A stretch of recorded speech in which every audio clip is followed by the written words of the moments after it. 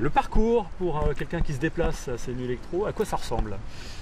Alors le parcours, c'est déjà un seul billet, 3 salles, 3 scènes, on peut dire 3 salles puisque la boîte, même si elle est sous les nefs, effectivement elle s'apparente plus à une salle fermée qu'à un vrai espace plein air.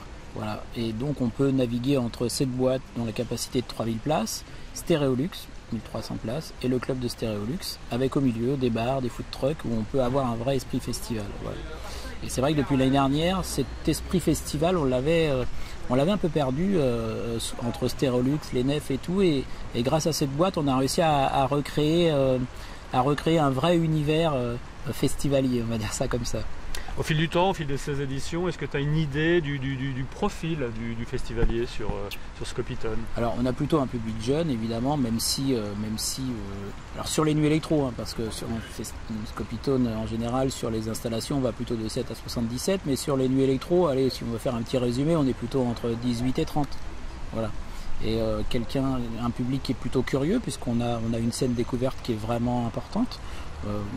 70% des artistes sont des très jeunes artistes qui ont à peine un album en poche. Donc à Nantes, on a la chance d'avoir un public curieux et qui vient voir des découvertes et qui est très très avide de nouveautés.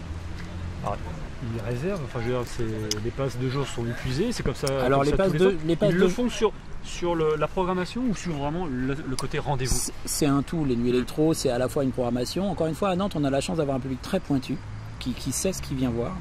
Et puis ensuite, il y a l'esprit, évidemment, l'esprit festival. On vient autant à une soirée que découvrir des artistes. Je pense qu'un festival, c'est un tout. À nous, en plus, on fait des scénographies dans chaque lieu. On fait des scénographies sous les nefs. Donc on essaye de créer où la personne qui va rentrer à Scopitone sur ces nuits électro rentre dans une espèce de cocon où pendant 8 heures, voilà, il va changer d'univers, on va dire. D'accord. Alors tu le disais tout à l'heure, les Français sont bien en pleine forme, ils sont bien représentés. Ils sont bien représentés. Alors on a un axe très fort France-Allemagne cette année. Voilà, on suit un peu le courant politique finalement. Puisque on a 6 ou 7 artistes phares allemands et puis une bonne dizaine d'artistes français. Voilà, donc effectivement il y a vraiment une dominante, même si les continents sont représentés, parce qu'on a aussi des artistes mexicains, asiatiques, ou qui viennent d'autres pays du continent européen.